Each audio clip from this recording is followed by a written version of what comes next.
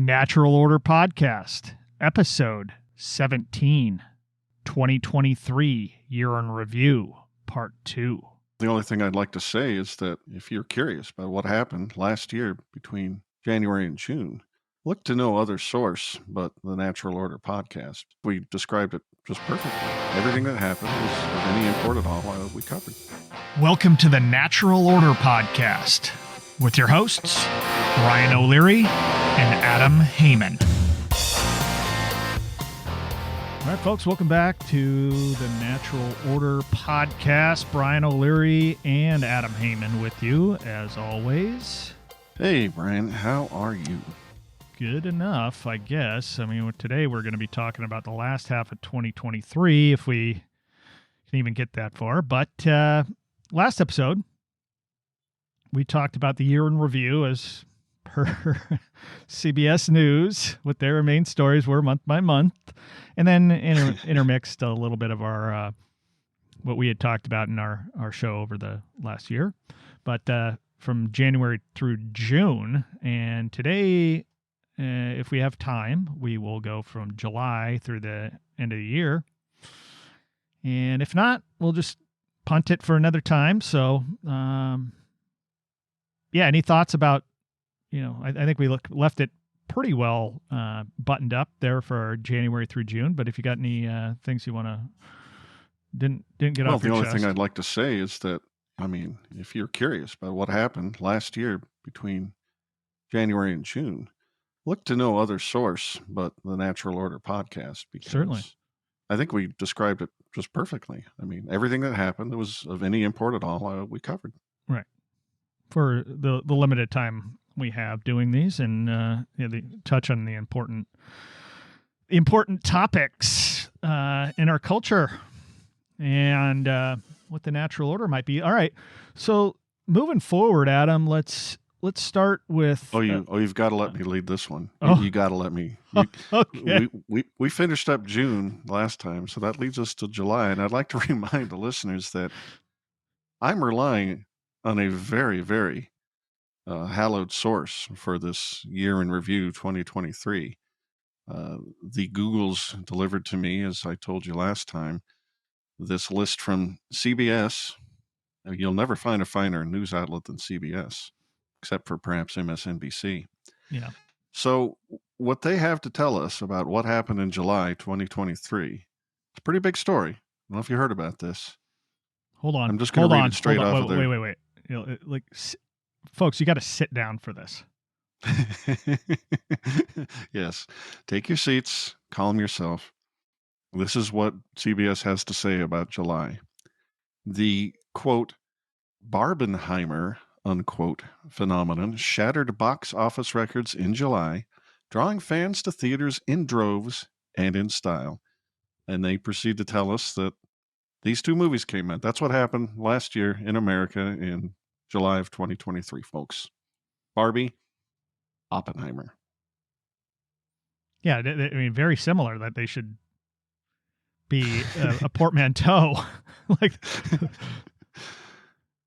it's like Brangelina, right? Yeah, Brangelina, Bennifer, all these things. It's the Barbenheimer. So I've not seen either. Muffman.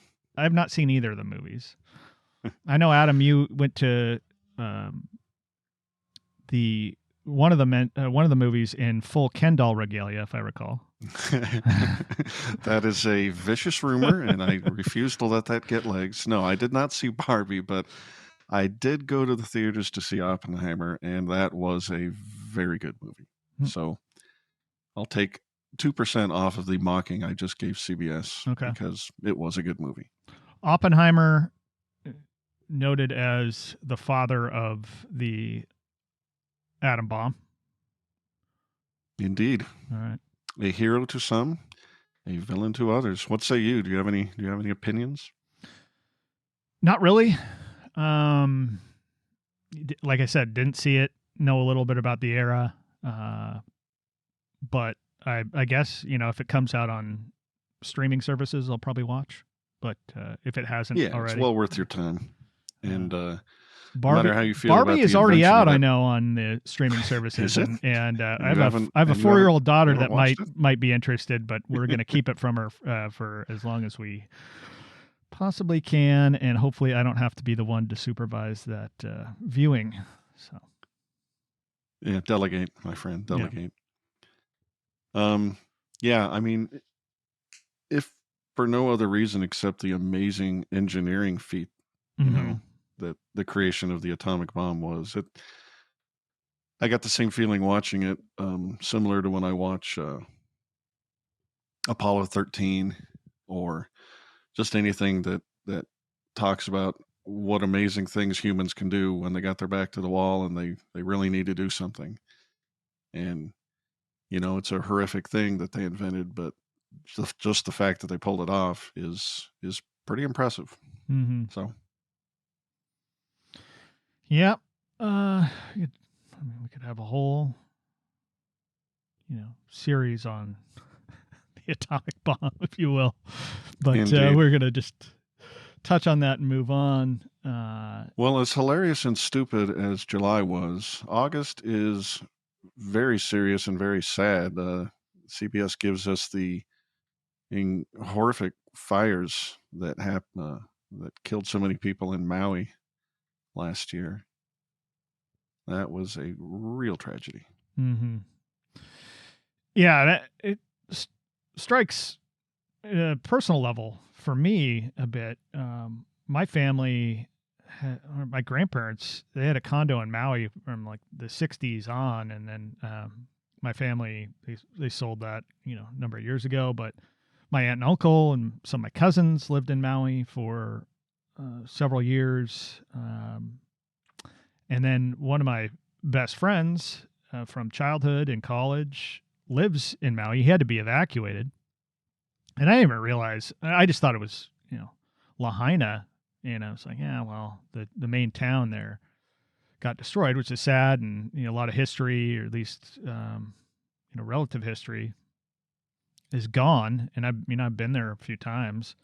It's sad. And, my mom in particular loves Maui and loves that town of Lahaina. And she was just like, it's so sad. But my friend, he had to get evacuated.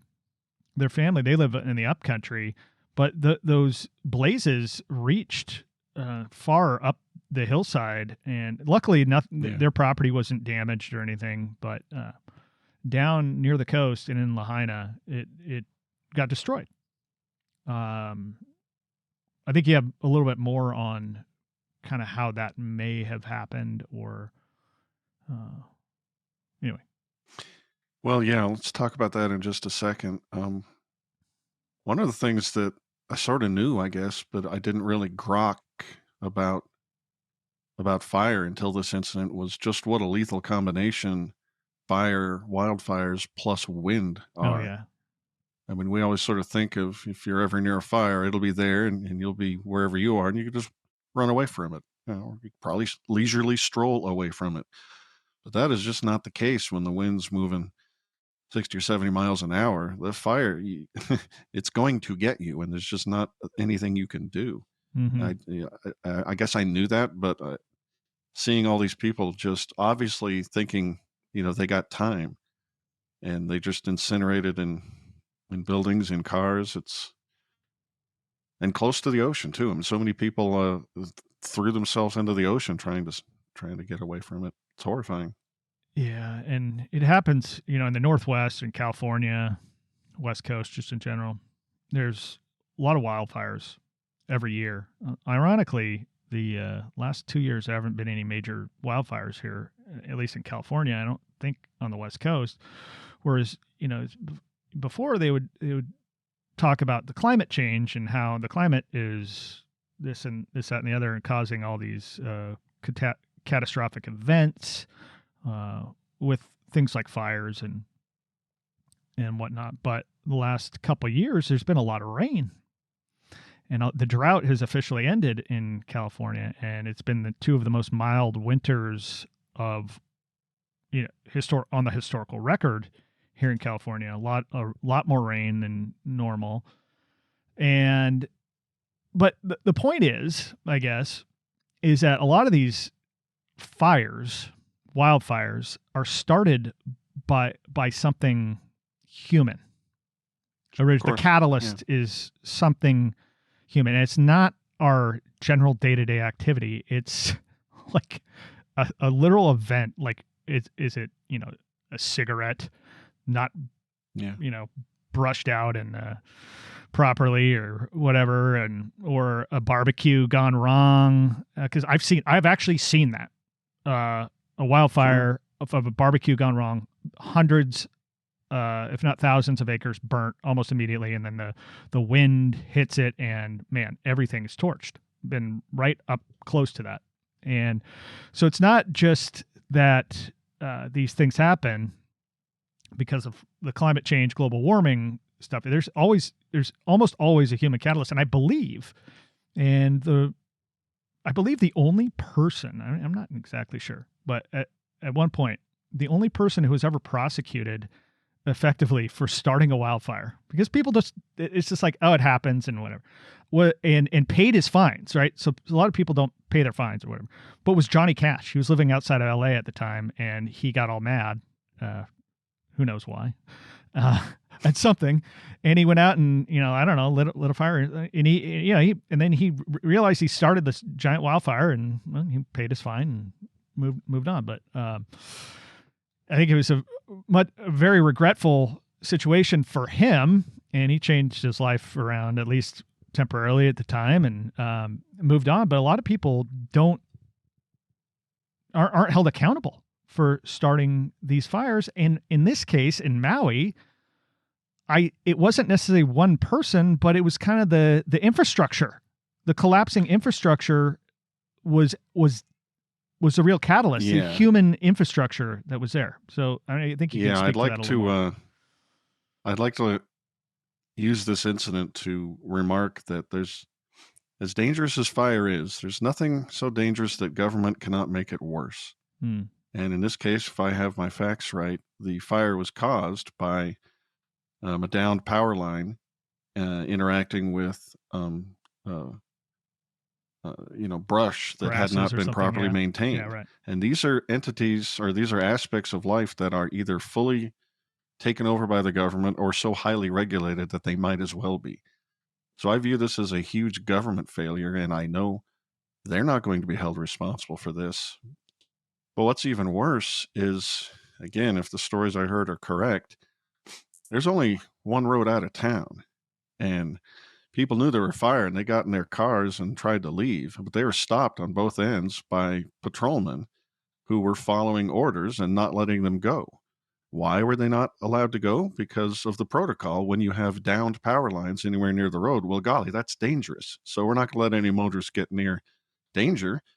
I mean, that's our job. We protect the citizenry. So in following these orders, they did not allow people to flee in their cars, and instead they just got roasted by, again, these incredibly high velocity fires driven by wind.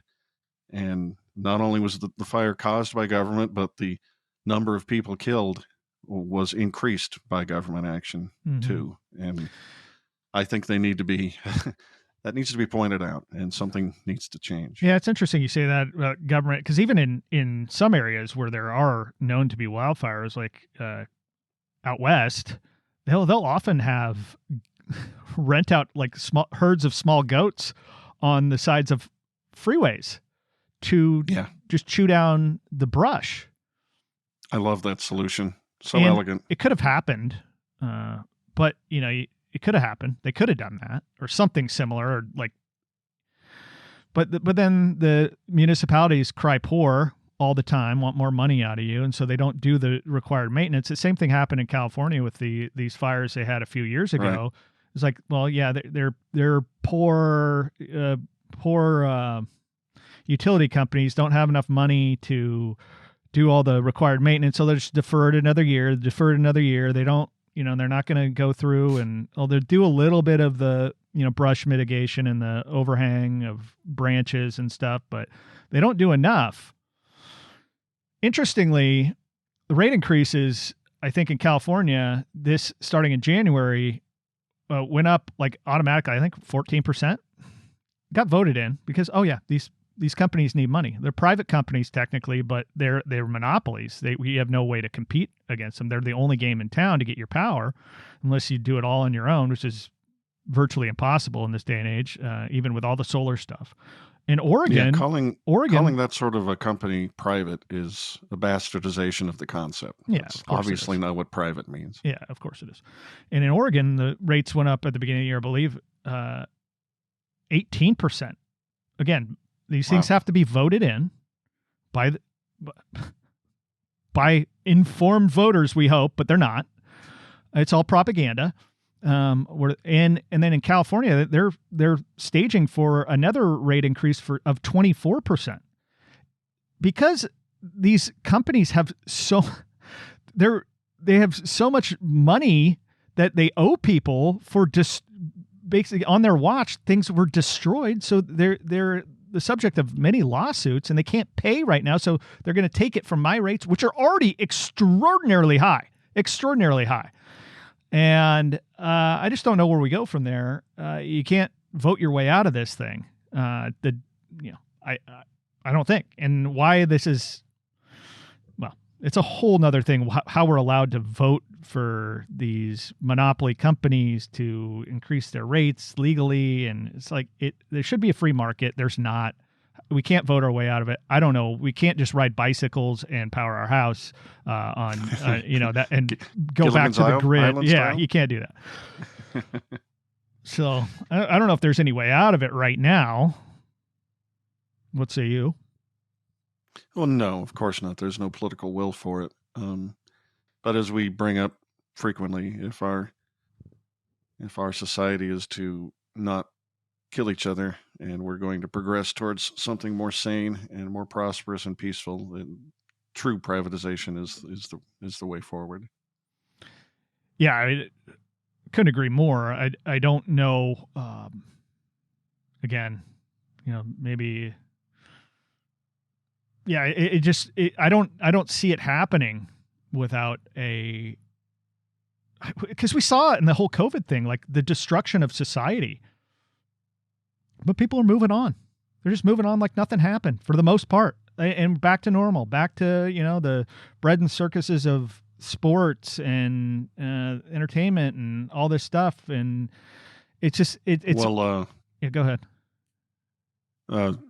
Yeah, it breaks my heart that people have forgotten, and it's a great time to mention or plug a book I'm reading right this second, Diary of a Psychosis by the great Tom Woods, who chronicled everything that happened as it was happening.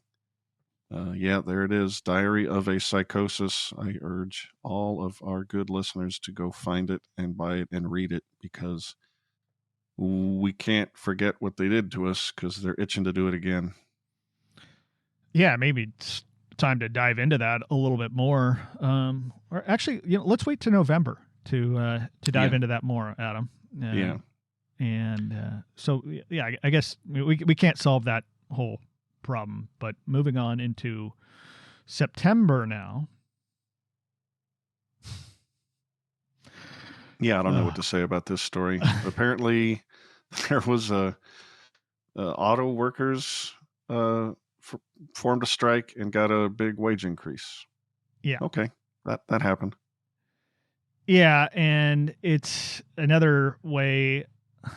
This whole thing about the auto workers strike against the big three automakers, they get a 25% wage increase over 4.5 years. It's the government again putting their thumb on the scale of negotiations between, and it's really messy, because these big three automakers, they depend on the U.S. government to, it's not quite monopolistic in the way they operate. But if you remember back in, I want to say it's 2008, or was it? Yeah, I think so. They got those huge bailouts, right, from the federal government, and then they restructured corporate law even to make some of these, right. They turned stocks into bonds and bonds into, depending on who was holding them, to make these companies more solvent and like. And also, I mean, that's a huge one, but even bigger, just in case you want to try and pretend that these are just private companies. Let us not forget that they are highly regulated in ways that can make or break the entire industry. So most of the planning for what goes on in these companies doesn't happen in the boardroom. It happens on K Street because they have to interact with government and make sure that they're not regulated out of business. And oh, by the way, the picture that CBS gives us for this month's story shows one Joseph Biden out there picketing with the employees, So if you don't think the thumbs on the scale, it is on both sides, on all sides. There's 50 thumbs. And right. This whole story just makes me sick. So yeah, you get a 25% wage increase, which maybe, in the way inflation is ratcheting up now, it seems like a drop in the bucket almost for a standard of living increase. But maybe they have that baked in too. I don't know the exact things, but the problem is that these big unions are huge corporations where the workers themselves don't accrue all that benefit. Does not affect the individual worker nearly as much as it affects the hierarchy and the corporation. And similarly, there's the stage Screen Actors Guild strike, right, where they jimmied some rules. So these actors who are on strike are getting screwed by their union reps. Yeah, their union reps, and they've changed where all the people that work in the unions, they bought a new building in LA for some extraordinarily amount of money with union member funds. The salaries of the staff at the union increased dramatically. Meanwhile, benefits are decreasing, and they keep trying to collectively bargain this agreement with the producers there, and it's they just keep losing. They just keep losing. They keep giving in to everything. But meanwhile, the people who are negotiating on the actor's behalf, they're getting potentially richer and richer as they decrease what the actor himself will ultimately get. And it's really sad.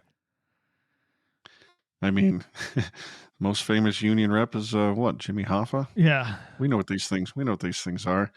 And getting back to the auto workers, I don't have a problem with collective bargaining in principle, except that our government fiddles with the rules, which gives them more power than they should have. They're more coercive than they should be. True collective bargaining should be voluntary. And I have no idea what the quote unquote proper wage for these people is. I know that it should be set in a competitive arena, which we don't have. Again, these are oligopolies basically. But I know one thing is for sure: Joe Biden doesn't know what these people's wages should be. So I wish he'd stay the hell away from it. But he's got the bullhorn. He's got the bullhorn. Yeah, he's got the bullhorn to tell you what they should be. Good Lord. All right. Okay. October. This is something we didn't really want to talk about a whole lot, like when it happened. But since CBS brought it up, we're going to have to provide a little commentary, Adam. I don't want to, but yes, in October, Hamas broke out of their cage and killed a whole bunch of innocent people in a brutal, horrific, bloody, murderous attack. And so, I guess we are going to have to say a little something about it. Yeah, and I think you and others turned me on to a podcast by Darryl Cooper. Darryl Cooper, the Martyrmade Podcast, which he did this several years ago now. Yeah. And I think he did it probably 2015, maybe? That sounds about right. A while back. Yeah, that sounds a while about right. back. I highly recommend it. It's I think it's 25... Fear and Loathing in New Jerusalem, I think is what he entitled the series. And it's a 5-part series. Maybe 6 even. And they're long, but they're very good. Similar to the way Dan Carlin of Hardcore History does his shows. It goes deep into the backstory, and it's very good. We'll put a link, but it's Martyrmade, Martyrmade. It's the podcast, and Fear and Loathing in New Jerusalem is the title of parts 1 through 6 or 5 or something. Yeah, and highly recommended. Again, like you mentioned, I think it was 2015 or thereabouts where he cut the podcast originally, and I think he came back with an update after all the events in October, briefly, but he kind of goes through the whole founding of the Israeli state from really the mid 1800s until late 1800s, with the origin of the Zionist movement and the reason why it was felt to be so crucially needed. The pogroms in Europe. And even going back further centuries ago, hundreds of years. Yeah. So, but that's interesting. I mean, he has his point of view, but he tries to take both sides of the argument, or all sides of the argument, really, and kind of synthesize it in a way that is easy for folks to understand. Obviously, it's not. It's a long podcast, but it's not a. It's not a academic history or anything like that. No, it's much more interesting than that. And yes, I agree. I don't think it's a polemic. Like Darryl Cooper and Martyrmade, I'm not going to try and tell the listeners what they're supposed to think about this conflict, because it's torturously complicated with high emotions on both sides, and I'm not going to wade in. Right. But I really recommend you listen to that, because it will, however you feel about it, it's going to give you more information from which to form those feelings. And it's funny, or not funny. It's sad, kind of, to me, that we have to. Well, we don't have to talk about this, but that we are in some ways, and it's just it's another war, and we haven't even mentioned the Russia-Ukraine war at all. The CBS says, and not on their top 10 or top 12 stories of the year. Month by month. Isn't that crazy? Don't even mention that part of it, and that's a festering quagmire over there. And maybe that was 2022 for them, but But the thing is that I think at the beginning of this whole thing, after the attack, shall we call it, by Hamas into Israel, that there was calls on all sides of the political spectrum to pick a side. Yeah. You stand for the Palestinians, or you stand with the Israelis. I'm not picking sides. I'm just not. I'm not picking sides on, the sides of the war, as it were. I'm on the side of the people that aren't going to get slaughtered, whether that is Palestinian or Israeli. I'm on those people's side. That they're innocent people that have been.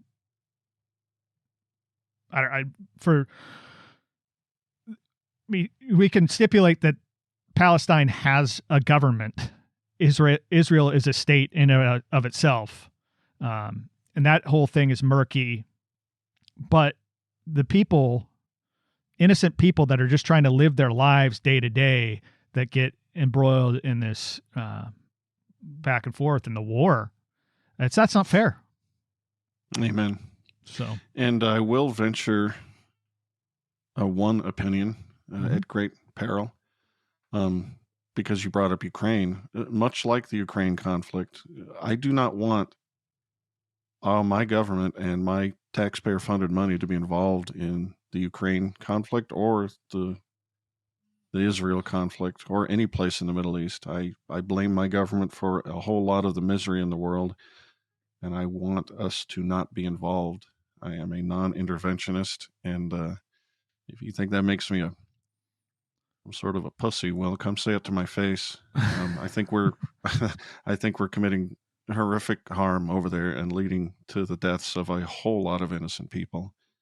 And I just wish we had the sense to pull back, apologize for all the harm we've done over the last multiple decades, and just quit pretending like we have the moral authority or the wisdom to tell everybody what to do over there, all over the globe, foreign policy wise. We're sick with hubris, and we can't afford it anymore, by the way. Empires die because they overextend themselves, and we are overextended, ladies and gentlemen. So Even if you don't see the moral weight of my argument, you should at least be able to see the financial. We don't have this money to spend, and we shouldn't be getting involved in other people's murders. Yeah, and along those lines, I think the American people in general, you had a question in the last episode asking how many the percentage of American people in regards to Donald Trump. In this case, like I'd kind of throw that back at you. What is American people in general? What percentage of people do you think that agree with that statement of yours that we should not be spending money overseas? Boy, that's a good question. You know, you talk about political will. There's no political will in Congress aside from like literally a handful of people. Like you probably count them on two hands within the entire Congress and Senate that do not want to send money overseas to fight on one side or the other, any of this stuff. And for many of them, it depends which conflict. Yes. I mean, in the early 2000s, you supposedly have this huge anti-war left, fighting against George W. Bush's Iraq wars and Afghanistan wars. But when Obama got elected, that all just evaporated. So obviously they didn't mind the conflict. They just were mad at Bush. Right. And I do think there's an increasing appreciation for the non-interventionist foreign policy. I think it had a lot to do with Ron Paul's 2 runs in 2008 and 2012. And I think part of the reason Donald Trump piggybacked off some of that impetus, because he gave pretty good anti-war and non-interventionist speeches when he was running in 2015. He had good instincts, and I think a lot of the Republican base, at least, I think they remembered Ron Paul and what he said, and he looks more right and right every year. So it's a growing sentiment, but I don't know how big. It's not big enough. Yeah, it's not big I don't think hardly any on the left really think interventionism is bad. I think they just want to pick and choose, which conflicts they think it's right for America to intervene in and which don't, and which leaders should lead it. I mean, again, with Bush and Obama, the contrast, the fact that the anti-war left just disappeared when it was their guy leading, the terror war. Right. They obviously weren't serious. So I don't think there's much at all on the left. It's a growing percentage on the right. So if you ask me to put a number on it for the entire electorate, I'll be optimistic and say maybe 20% think non-intervention is the way to go. Yeah, I was leaning and it's probably lower. Yeah, I was probably leaning lower. Between 10 and 20%, but I mean, I could be overshooting that too. I just see the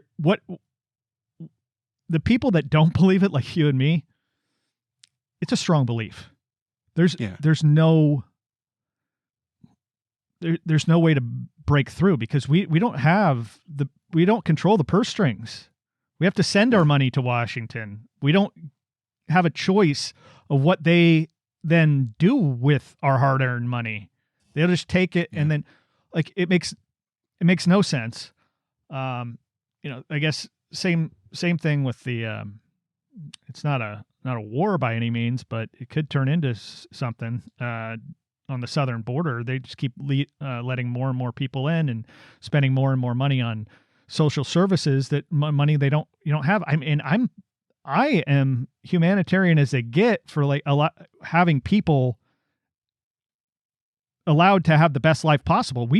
I just can't afford that for people coming into this country, people in Texas, people in Arizona. They can't keep up with that. And to tie the two things together, I mean, remember Ron Paul always used to say, I mean, he was against entitlement spending, but he would say, oh, by the way, if we abandoned the empire, we would save trillions. Oh, yeah. And so that is money that could be spent if you're left leaning and you want these, social welfare systems, or maybe you think like me, they should be phased out, petered out slowly. Well, how much money do you save for such a project of humanitarian welfare if you just abandon your expensive empire? Mm-hmm. That's a lot of money. Or retrench back to the borders. Yeah, exactly. Department of Defense, not offense, but yeah, Well, that is I don't remember what happened in November, Brian, but CBS tells us that the most important thing that happened was who won the World Series. Yeah, the Fall Classic, October baseball now spills over into November, and that seems wrong. Is that wrong? You know better than I do. You're a baseball guy. Yeah, I don't mind baseball being played in whatever time of year, but it's getting too long. Too many layers of the playoffs now. Well, the whole thing. I mean, I used to have a sports podcast where I commented on a lot of this stuff to no avail, but I still believe in a lot of the history and culture that baseball is good for this nation, this country, this culture, whatever. However, the fact that the Texas Rangers won their first World Series, beating the Arizona Diamondbacks, the fact that it happened in November is bizarre, number one. But number two, that is just not a big enough news story to capture the nation as the November's number one news story. It's fine. I didn't watch much baseball this year. I'll be honest with you. I tell people I used to watch baseball every day, whether it's the highlights package on ESPN or Major League Baseball Network. I hardly watched any of it this year. I watch the All-Star game usually every year and the World Series. This year is no exception. However, my heart is less and less in it every year. Same thing goes with a lot of sports because they're part of these. It is not the people that play the sports. It's not the people that are necessarily involved. It's the leagues themselves are part of this whole problem. They just want to brush everything that happened in 2020, 2021, 2022. They just want to brush it out of the way and get back to normal and keep gouging fans for the ticket prices are higher than ever. And you talk to people who are baseball fans, especially newer ones. They're like, yep. State of sports has never been better. Look at all the attendance. It's like, there's a lot more people. There's a lot more people in the world, in the country in particular, that are watching. So like just raw numbers doesn't do it. But as a percentage of what the culture was invested in, like it's not even close. There's more opportunity. There's way more Major League Baseball teams than there were in 1952 or whatever. But to say, like, even in the 1980s, when I was, baseball was on my mind as a child most of the time, I didn't get to watch a whole lot of games. I hardly ever got to watch American League Baseball because on TV it was...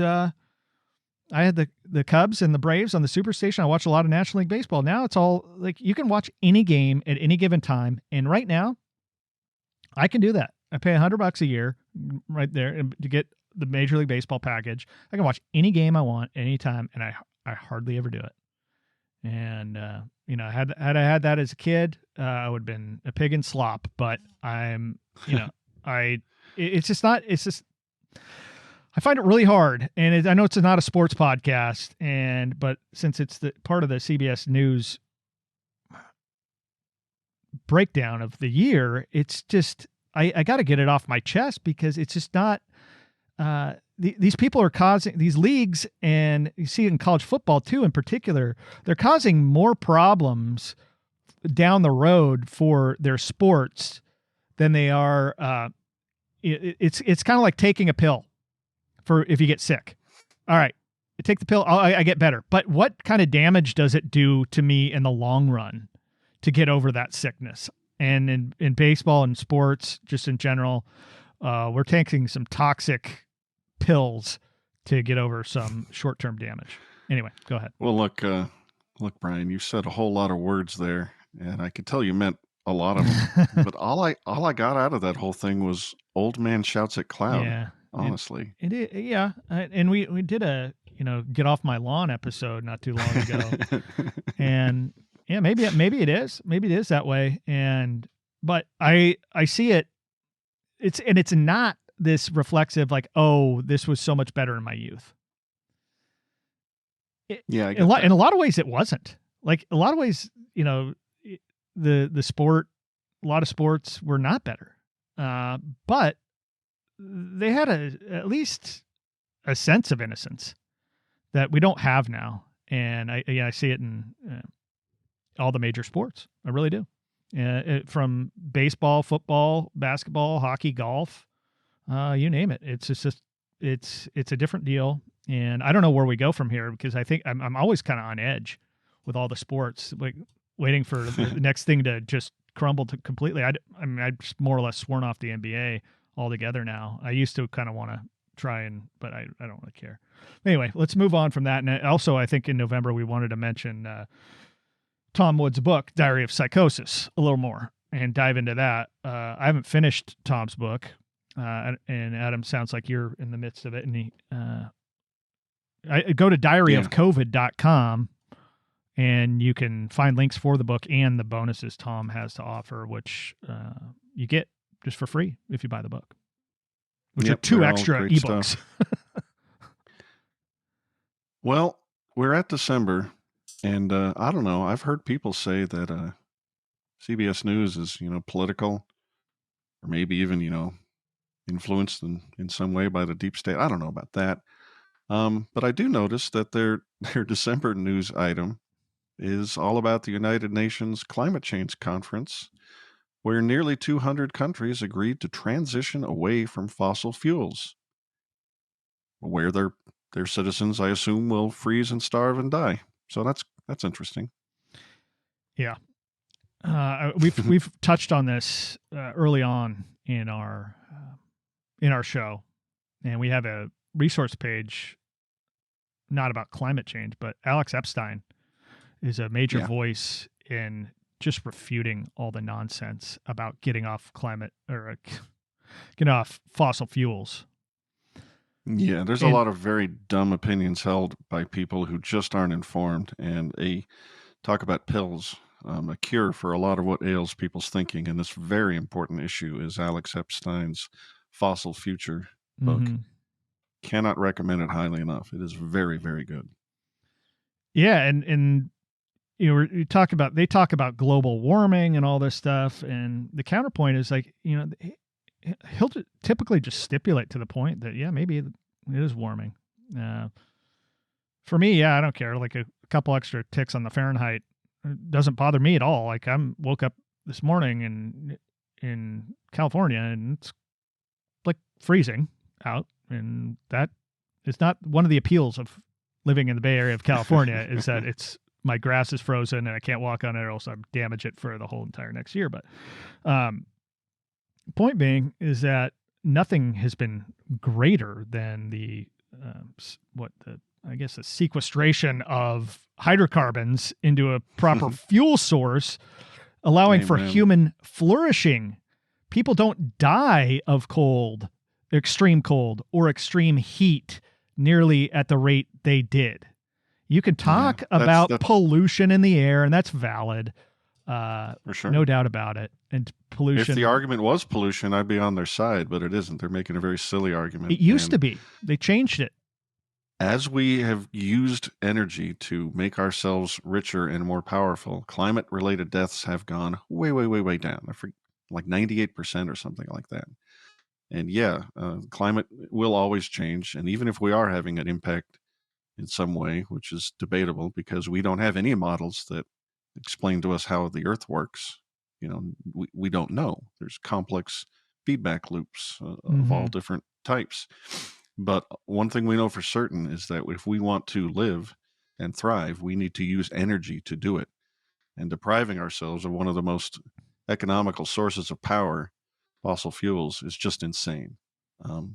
It's not going to be the way we power our civilization forever. Obviously, we're going to transition to solar and nuclear or whatever comes up. Whatever. Yeah, it's a stopgap measure, just like wood was for a while. Of course, exactly. And to break ourselves away from it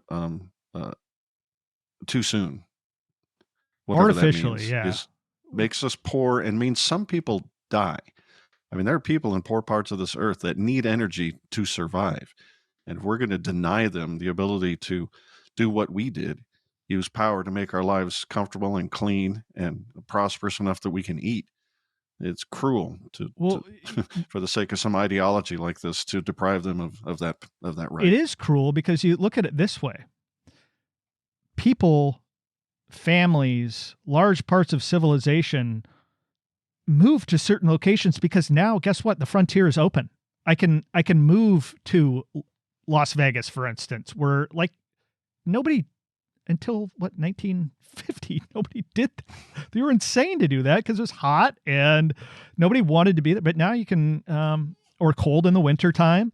It was like the extremes were brutal. But now you can, with the advent of efficient usage of energy, really, we could always get better at the efficiency part of it. And why don't we work on that instead of like eliminating sources of fuel? It's like, okay, amen. We have that ability. And there is one bright note. I mean, over the last year, specifically, the political, cultural zeitgeist is not so anti-nuclear as they used to be. I think some very sane, rational voices have been making the case that we need to get back to using this because this technology is way safer than it ever was, and it was never all that dangerous. And it's an even more efficient fuel source than hydrocarbons are. So it's good that almost electorate, exponentially, I believe. Yeah, it's huge. And it's good that the left isn't just reflexively anti-nuclear anymore like it was as recently as last year. Mm-hmm. Yeah, well, shoot, that brings us through, more or less today. I'm not entirely sure that these were the top news stories of the entire year, but it gives us some spots to talk about over, the last two episodes. And I think it's good to where you can see it from that, like you said we said at the beginning, the news sources where you get your news. That is highly dependent on what we're allowed to think nowadays, or we're supposed to be allowed to think. And I think for us here, we can sit here and pick these motivations apart or comment on the reality. It's kind of nice to do every once in a while. So, well, this has been fun. And don't worry about where you get your news from. I mean, Alex Jones is back on Twitter now, so it's easy. Just go to Alex Jones's page. Yeah, or follow Adam at ReRazer, ReRazer on Twitter, and me at Brian D. O'Leary, no apostrophe. And we'll have all that stuff with all this stuff in the show notes for all you. And I think might as well throw one more plug in for diarrheacovid.com from our great friend Tom Woods. You can get Diary of a Psychosis here. Yeah, and absolutely. I can't. Tom was on top of this whole thing from the beginning and is now, and it's like we need more people to understand what the heck was going on at that time. Because it's for me, that book, Adam, and I think I told you this before, it's a traumatic reenactment of my life. Yeah, but it's much needed medicine. Yeah, we can't forget. Yeah. All right, well, let's wrap it up. It was a great pleasure talking with you about 2023, what happened in the year, and hopefully this is a thing you and I can do together for many years to come. I agree. NaturalOrderPodcast.com is where you go. See you later, folks. For more, head on over to NaturalOrderPodcast.com.